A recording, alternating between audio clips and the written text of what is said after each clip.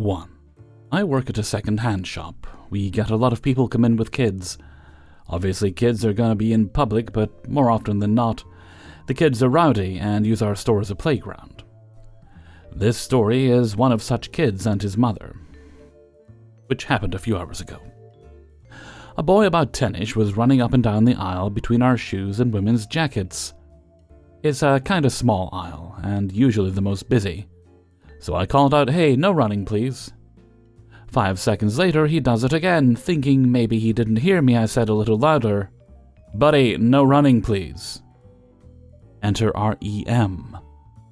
She comes out of seemingly nowhere. We have toppers that sit on top of the racks of clothes, most of which have pillows that make a clear view impossible, which was the case here. EM, while walking into view and yelling at me, "I've got it! Don't you see me talking to him?" I felt my face turn red from embarrassment, and I muttered to no one in particular, "I didn't see her." EM was going on to the man shopping with her about trying to parent someone else's kid as I reached the register. A nice lady walked up next to me, looking at the clothes I was fixing. "You did nothing wrong. He was throwing stuff around back there." I started to tear up at her, reinforcing that I was just doing my job. I grew up in an abusive house where I wasn't really told that I didn't deserve to be yelled at, so it's always refreshing when someone reminds me. "If you have something to say to me," said the EM. I was asking them about the color of the day. At this point I began crying, the beginning stages of a panic attack seizing me as the two began to go back and forth. There were 2 ladies on the other side of the rack that I was working on who didn't speak English, but tried to help by reaching out for my hand and reminding me to breathe. I heard a little bit of their exchange, but was a little focused on trying to convince my body that air actually was entering my lungs.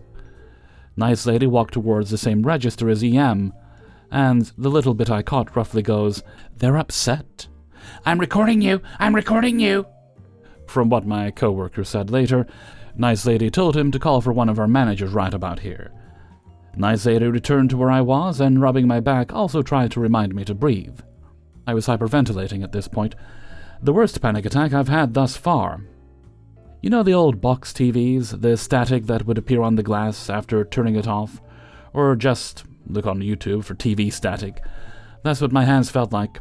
I couldn't see my legs and was sure that if I moved I'd have fallen. They let me watch the cameras to explain everything to the managers later, and you can see how red my face was and how panicked my breathing was. My coworker finished ringing up the EM and her family, and they left quickly. He appeared a few feet away from me, trying to see what he could do to help. Our manager did the same, having not been clued in yet. The nice lady said to my manager, "That lady needs to be banned." I'm not sure what exactly she said after this, because this was when I discovered that I was so deep in the panic attack that I couldn't even speak. I somehow managed to get out the words, "I'm having a panic attack." My coworker ended up having me walk to the back into the break room. He sat me in one of the chairs and stayed with me until I could talk. He even went to get my water from my own register. My hands were shaking like a leaf, and my teeth started chattering as I tried to slow my breathing and compare stories with him. He went back out on the floor, and I took a few minutes. I relayed everything that I caught and that my coworker had told me to both the managers on duty, and the 3 of us watched the cameras where I gave them a kind of play-by-play. They don't have sound, just video. Everyone, managers, coworkers, and customers agreed that EM was a biznatch and a grunt, and should have been parenting her kid instead of letting him run around like a hooligan. The nice lady ended up leaving without buying anything because EM made her so mad, which I feel bad about because I wanted to thank her. 2. So I've had mother-in-law issues and, to be frank, some husband issues from the start. And tale as old as time, after getting pregnant with my little one, 21 months, things have only gotten worse, started out with being overbearing with purchases during pregnancy, expecting to be at the hospital and meet little one as soon as they were born. We were ruining her grandma experience, just the typical. We set the necessary boundaries and moved on and let her tantrum as she needed. We recently moved back to my hometown because I needed help with childcare while working, And to be candid, we were in a big city, and didn't picture ourselves raising children there. So my mom stepped in and watched little one 3 days a week, and we had a part-time nanny 2 days a week. The little one doesn't know who I am. I need to visit at least once a month. Little one doesn't like me. He likes your mom better. Crap, so we had to, again, establish that once a month is too frequent to come and stay the weekend. I tried proposing day trips, where we meet halfway. She's a few hours away, but that doesn't count. Things started getting a little nasty at little one's first birthday party. To be fair, I did go all out, but I was so excited to celebrate little one, and it was the first event we were hosting in our new home. So mother-in-law comes to stay for the weekend and help ahead of the party. This is where some questionable comments about me were made to my husband, but they were vague enough to give the benefit of the doubt. Stuff like, "This is really a lot for a 1-year-old. But happy wife, happy life, I guess." And just getting snappy when I disagreed with party setup suggestions, etc. Fast forward to now. I've had a lot going on with family health issues, my own personal health issues, work changes, etc. My mother-in-law sent me a text while we were out to breakfast, and right as I read the message, my little one started having a meltdown, so I needed to talk him through it. I forget to respond to the message. Not that it was a question or anything that would truly warrant a response. It was just along the lines of, "I've heard you're dealing with the most minor thing I've been dealing with. Hope it gets better." So later on, as I'm getting ready to put little one to bed, darling husband asks, "Hey, did my mom text you today?" And I said, "Oh my gosh, yes, I need to respond." Then after I get little one to sleep, I respond with a long apology for forgetting and thanking her for thanking me. Well, apparently she took screenshots of our text thread and sent them to darling husband, calling me rude and a bunch of other things. Also, we have iPhones, and my contact in my phone doesn't match the contact in her phone. Mine is my maiden name, I haven't changed it yet. So the phone asks if she wants to update her contact. So she, in this fit of rage and crap-talking, says to darling husband that I changed my name and I don't even want to have his last name. Nice, that's something to think about. My husband responded defending me, saying I'm just not great at texting, and she came back again with another nasty text about me. They talk on the phone, and she goes on and on about me. So I sent her a text along the lines of, "I just saw the text you sent to darling husband," and they hurt my feelings. I just wanted her to know that he tells me what she says about me. She responds with, "I've recently learned things get misinterpreted over text. Can we talk over the phone?" I get on the phone with her, and she proceeds to lecture me about how easy it is to text back, and how she just wants a relationship with me, and she thought the name thing was weird. I held firm that I'm not changing my communication style. Relationships take respect on both sides, and I understand thinking the name change is odd, but what's even stranger is the way she brought it up. That did not make her happy, and she was just in a bad mood, she guesses. Next day, when darling husband called her, she was icy cold and short with him. Turns out she called her ex-husband, his dad, and went on for 45 minutes about how rude I am, and how appalled she was by my text to her. I honestly don't know how I can have this woman in my home again.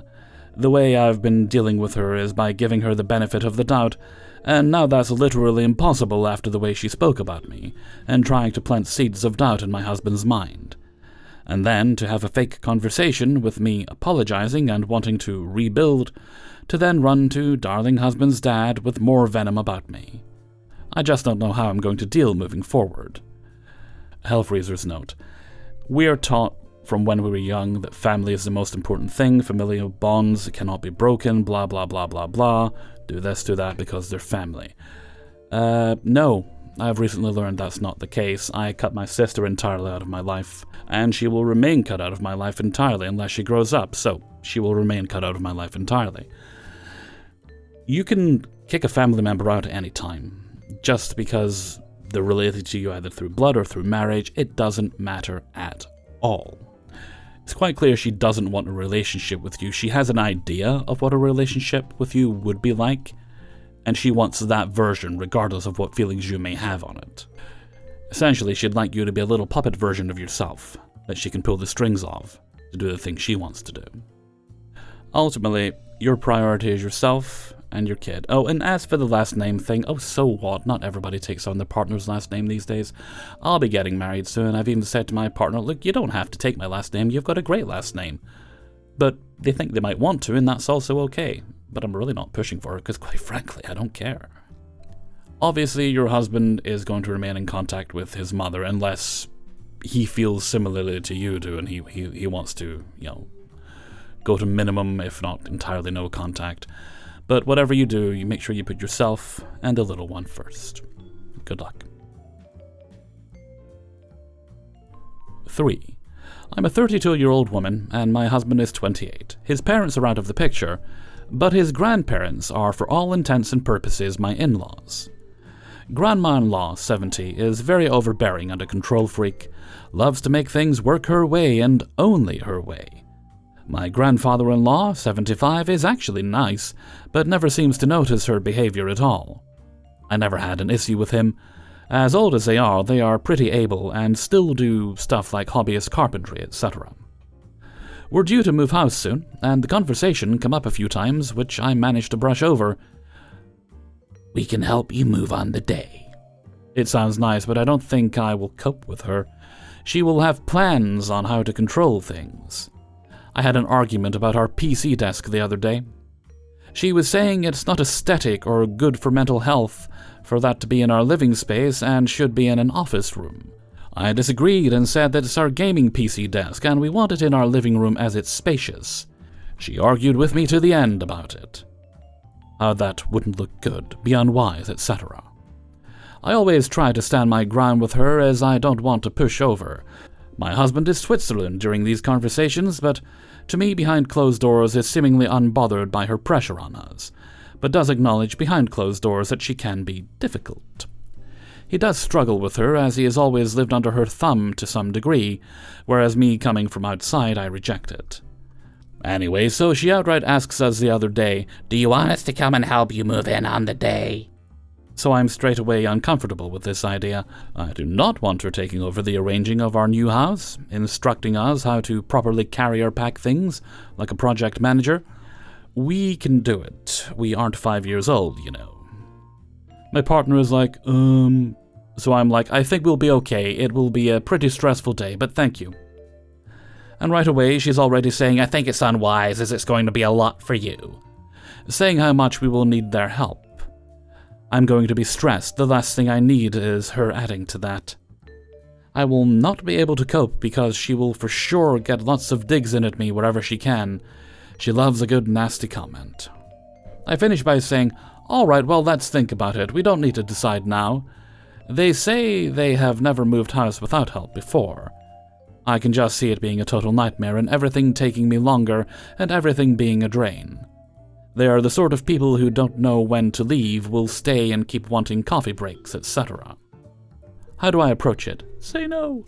I've got to do it respectfully. No, you don't. But I feel like I'm not being heard. You aren't. I'm worried about our future relationship with them. The more we push back, the more difficult it can be. I want distance, but my husband is close to them. For his sake, I make effort to put on a strong face. I've got to be really careful in the way I construct my sentences. If it comes from my husband, they will think I'm trying to control him. The irony. Maybe I am, but I don't think I should have to put up with a third wheel in our marriage. Also, it sounds like I'm a strong person, but I am not, and it's been really hard for me to even speak up when genuinely nasty things have been said. Also, for reference, I have addressed grandmother-in-law's behavior twice directly before, and nothing seems to change. Edit. We've got a plan. I have spoken to husband, who agrees. We're under no circumstances going to have them, as we both know it will be too much to deal with.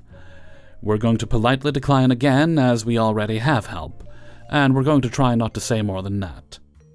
My husband is a golden retriever in human form, total softy sometimes, to his own detriment. We're working on this as we both have some growing to do and confidence to gain. Hellfreezer's note. I'm glad to hear that you're both working on things and that your husband is certainly working on it. I hope he finds his way to supporting you more when it comes to dealing with his grandparents, because I definitely know the kind of guy you're talking about. I have friends you could definitely describe as human golden retrievers. their people-pleasing need, their inability to stand up for themselves, only hurts them and ultimately hurts everyone around them. And that can be even more serious in a relationship. Thankfully, I don't have to deal with that. My fiancé is very supportive. What I would suggest regarding his grandparents is you just deal with them less. They're not yours. They're his. He obviously is content to have a relationship, and that's fine, but you don't need to be involved with it. He can go around, spend time with them, hang out. They're the kind of people you're expected to make all the adjustments, and that's just unfair. They can't put all the responsibility on you. And right now it sounds like you're walking on eggshells, and that is no way to live. I hope it changes, but it's not going to change unless you make it change. Good luck to you. 4. I'm a 37-year-old woman. My mother-in-law is 66, and she came to visit my wife, 38 female, and my 16-month-old son, along with my father-in-law and sister-in-law. They live abroad, so rarely get to spend time with my son, who is their first grandson. By and large, my wife's family is nice, and they have been welcoming and kind. However, with the arrival of my son, my mother-in-law, whose life has been very limited socially recently, has been hyper-focused on him. She asks for daily pictures and videos of him, comments on every single one of them, and watches videos of him on repeat, i.e., she'll comment days after on people in the background of videos, etc. At first thought, I found it pretty charming that she was so loving and accepting, especially since we're lesbian moms. And accepting grandparents aren't easy to come by. But the thing is that when she visits, she visibly doesn't care much about anything except spending time with my son. During conversations and activities we do as a broader family, my wife, father-in-law, sister-in-law, and me, she basically broods and only speaks to criticize whatever experience we're having, or whatever statement one of us has made. Everyone else might be having a great time, but she'll express both through her sparse words and through her body language that she is, seemingly, perpetually annoyed to be here. At the end of the day, though, she'll suddenly smile a fake smile and say something like, "Thank you for everything, it was so great," before leaving. She also constantly comments on the fact that we, and by we I mean mostly I, set some boundaries during her visit. I am 17 weeks pregnant, exhausted, and I work full-time at home, so she's not invited by default at our house. They stay at an Airbnb nearby, as we don't have anywhere to have them at our place. She's welcome to spend time with my son and the nanny during the 4 or 5 hours he spends at the park per day, and we are happy to occasionally host her for lunch, dinner, and at times we'll invite them to stay for the afternoon, etc. But she is not to invite herself and overstay whenever she wants. Note, setting this boundary has been a struggle with my wife, who is barely ever able to say no to her mom. The same taboo applies to everyone else in her family. No one is to call out mother-in-law on any of her bull. Today, her passive-aggressive attitude was in full force. She opened her mouth mostly to explain how much she knew about my son's inner thoughts and feelings, how much he loved her, and how much he wanted her to hug him and stay with him, and oh how hard it was for him when she has to go, i.e. when we cruelly make her leave. I bit my tongue for the entire day. I cooked a massive meal for everyone, served specialty tea, and invited them to stay and enjoy the afternoon sun on our deck, etc. When it was time to leave, mother-in-law wanted to go to the park for 1 hour with my son. As they get ready to leave, my son excitedly runs out and nearly falls off the 1-story-high set of stairs that we need to take to get in and out of our house. The nanny thankfully caught him, and he was unharmed. But when I saw my mother-in-law open her arms and say, "I'll carry him down," something we've had issues with since she has poor balance, I saw this as a good opportunity to clearly say to mother-in-law, "Dana will carry Liam up and down the stairs. He's very heavy and often kicks and tries to jump off our arms, so she will carry him." She reluctantly mumbled something like I was just offering, or something like that. It was unintelligible. Then, about an hour later, when the nanny was supposed to come home without mother-in-law for the night, with my son, I hear the door open, and sure enough, mother-in-law enters with my son in her arms. I didn't see her, so after she finally left, I verified my assumption with the nanny, who confirmed, "I'm sorry, she insisted to pick him up and I couldn't say no. I was too embarrassed, so I let her." I totally understood the nanny. Terrible position to be in, but I was furious at my mother-in-law. I was all the more furious too because my wife apparently had found out before me and tried to hide it from me. She's very much unable to set boundaries with her mom and knew I would lose it. And so I lost it. Am I overreacting? I confronted my wife about it all last night, who went to talk to my mother-in-law and father-in-law. The problem is I just don't trust her at all to be firm with them. So this morning I had to sit down one-on-one with the nanny to tell her none of this mess was her fault, that it was on me and my wife to figure out the situation, and that she will not be alone with mother-in-law moving forward, as it would be unfair to her as it is just not her job. I then told my wife that either she is present at the park with the nanny and mother-in-law or will cancel the park for the day. At first my wife didn't want to and argued that she had spoken to mother-in-law and that she would have a hard time working from there. That mother-in-law and father-in-law had come all this way to be with him, that they will see him alone at the park while she's out on business, etc. I stood my ground, saying mother-in-law proved that she will ignore direct instructions, so it's either my wife is present or they skip the visit. In the end, my wife cancelled her meeting to join them at the park. I know it's not over, but it's a start. A Hellfreezer's note. Good on you for laying down some firm boundaries there. I do definitely feel sorry when I hear about people like your wife and the spouses and other stories, because oftentimes when they don't take your side or they're not being firm enough with their parents, it's not that they're doing it maliciously. They have been essentially brainwashed and conditioned by these people to capitulate to their needs. No, don't stand up to mother, that's bad, you mustn't say that, mother's always right, that sort of nonsense. You coming in as a stranger to that family, well, you haven't been raised with that, so you can more easily challenge them, and they don't like that. That's often why they get antagonistic. Her picking up your son when you'd told her not to, that was definitely a power move on her part. A spit in the face, telling you, how dare you tell me I can't do this? Look, I can clearly do it. Even though, as you said, she has issues, and the little one tends to, kick. As kids do. Kids do things like that. I do appreciate that you were gentle with your nanny, but I don't think I'd have been as gentle as you were. I wouldn't have been rude, I wouldn't have been harsh, but I would have reminded her it is her job to take care of your son when they're out and about.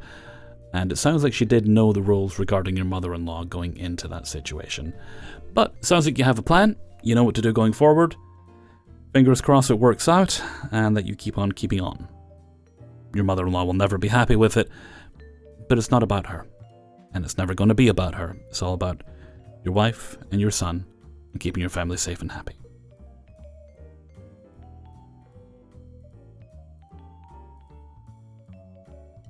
Five. My significant other and I are essentially no contact except for important events. At the last birthday event, mother-in-law pulled my significant other aside in private to say he looks miserable, and proceeded to blame me and my family for it, and that this meant he should be with his family more. He brushed it off, but she kept ranting about us and how we've made him forget his duties and priorities. He immediately ended the conversation and walked away. Truth is, he's hyper-vigilant and detached from her, maybe even resentful, and that's why he looks miserable. Of course, she's oblivious to this. This annoyed me a bit because, how am I to blame? My significant other and I are both healthy, happy, and our relationship is wonderful. I have a supportive, no-fuss family that lives simply. Mother-in-law has met them plenty and should know this. My family is also pro-therapy, so when faced with challenges or hard times, we encourage accountability, growth, and healing. My significant other insists we are a safe space. Yet, during that brief talk, mother-in-law kept accusing and complaining about me and my family as chaotic. Oh, he's too chaotic and high maintenance. You do too much for her, and I bet she's forcing you to serve her. Not true. Projecting much? You shouldn't be around that chaotic family of hers. Look how miserable you are. She elaborated, saying she was referring to my social life and hobbies, and that my family has a gathering once a month. Games night, coffee catch-ups, Sunday roast, etc. It's actually his family that's the chaotic one. During my significant other's childhood, mother-in-law kept having affairs on father-in-law, because she resented his laziness and his career success. She's a struggling workaholic. They fixed their marriage by pretending it didn't happen, and things improved anyway because my significant other started compensating for his father's shortcomings, being a provider, gift-giver, handyman, builder, and doing most of the chores. Eventually, my significant other was compensating for everyone. Mother-in-law started dumping piles of dirty laundry into his room at midnight, insisting it had to be done immediately, and that he'd be up till 3 a.m., leaving for work at 6 a.m. the next day, while she sleeps in till 9 a.m. and his sister is off sleeping around and partying. All while juggling a corporate job, a master's degree, and other commitments. His family kept getting into big debt, so he'd constantly organize their finances. Obviously, they were very happy with that arrangement. Then I came into the picture, and his sister's trouble-making behavior worsened. Mother-in-law used every narc tactic in the book and still does to get my significant other to pay up and fix his sister's self-inflicted legal, financial, personal problems. She would punish him by increasing his rent if he didn't comply accordingly. The worst one was at our graduation. His sister was so distraught, being a 23-year-old unemployed high school dropout, that she refused to attend the ceremony. Instead, she went missing, a common occurrence, and returned pregnant from a random hookup, and then blamed my significant other. Mother-in-law sided with his sister, who was bawling and demanded he pay for the abortion and other medical bills. Instead, he gave resources for the abortion process and therapy, but this enraged mother-in-law and sister-in-law, as their anti-therapy. Mother-in-law punished him by increasing his rent, but it was too high. He just moved out instead. We still visited to be polite and to see his dad. We even tried pacifying them, lots of compliments, fancy gifts, they're quite materialistic, etc. But nothing improved, and they took it all for granted anyway, so we stopped doing that. It was such a difficult time because they were also spreading lies about my significant other betraying and abusing them, meaning he faced many random nasty confrontations from extended family. That was chaotic. Eventually, we went no contact. Mother-in-law started being really negative and unsupportive, from our job promotions, any achievements, date nights, holidays, etc. Then she had an absolute meltdown and tantrum over my significant other fixing my car. Enraged, she said, "What makes you so special?" And that both her and sister-in-law should be entitled to the princess treatment from him too, etc. And she even had the audacity to scream, "He works for me, not you!" He put his foot down, and they spoke in private before we left and began no contact. To this day, Mother hasn't really changed her entitled, bitter views or expectations. She just pretends to be nicer now. So if she thinks my family are chaotic, she needs to take a good hard look in the mirror. Anyway, she made silly comments that weren't that deep to need a full-blown rant like this, but I just felt the need to do it anyway, so I can move forward and forget about it. Hellfreezer's note: I got no advice for this one. You sound like very content, happy, well-adjusted people, and your husband was very lucky to find you and your family. Good job. Hey everybody, Hellfreezer here, and thank you very much for listening to The Impractical Proudness of Parents, Ipop, episode 129, and thank you very much to everybody who allowed me to use their stories in this video. Before you go, please do hit the like button, share the video around with friends, possibly family, and our robot overlords. Just in case anyone's listening to this in the future. And if you'd like early access to these videos, very easy to get. You can support me on Patreon, where you get all the week's videos on a Monday at once. Do that for as little as $1 or more a month. I will not say no to more. You'll also find a link in there to the Hellfreezer Discord and the Hellfreezer Teespring store, where you can get your Hellfreezer hoodies, t-shirts, and mugs. We also have mugs. And with that, I'm going to move on to the question and answer of the day. And today's question is: do you salt your water when you cook pasta? Or anything, really. I never used to do it, and I've started doing it lately when I probably shouldn't. I really should be cutting down on salt. But I have to admit, it does make a difference in terms of flavor. But if I never did it again, I probably wouldn't be too bothered, because my meals are quite yummy anyway with everything else I put in them. So why don't you let me know what you think in a comment below. And before we move on, we'll have the answer of the day from a previous video. And this was in relation to people changing their minds about foods. Maybe something they didn't like, maybe something they liked and they suddenly didn't. Today's answer comes from WMD Kitty. I assume that's Weapons of Meow Destruction. Generally, once it's on the ick list, it doesn't get moved. However, I was skeptical about spinach until I tried the fresh leaves. Now it's in regular rotation on my plate. I do like spinach. I use it as like a salad leaf on sandwiches and things. And sometimes I just throw it into dishes while I'm cooking. It's quite good when you get the frozen ones. It's basically little balls of shredded spinach. And you just throw them into a meal while they're cooking and they thaw and then they mix through and they're very yummy. Thank you very much for your answer, WMD Kitty. And with that, I've got ringing in my ear all of a sudden. I'm going to head off for now. So until next time, thank you very much for listening, and take very good care of yourselves.